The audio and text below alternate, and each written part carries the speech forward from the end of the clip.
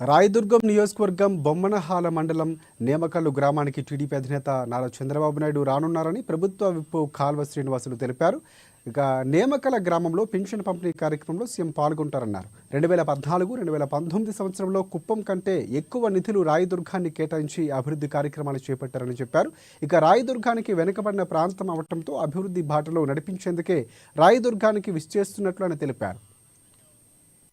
మొట్టమొదటిసారిగా రాయదుర్గం నియోజకవర్గానికి వస్తున్నందుకు చాలా ఆనందంగా ఉంది.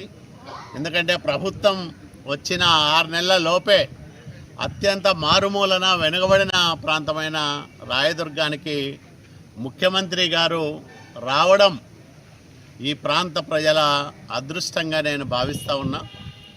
2014-19 మధ్యకాలంలో కుప్పం నియోజకవర్గానికంటే ఎక్కువ నిధులు రాయదుర్గం నియోజకవర్గానికి ఇచ్చి అన్ని రకాలుగా ఈ నియోజకవర్గాన్ని ఆదుకోవడానికి ప్రత్యేకమైన శ్రద్ధ కనపరిచారు చంద్రబాబు నాయుడు గారు.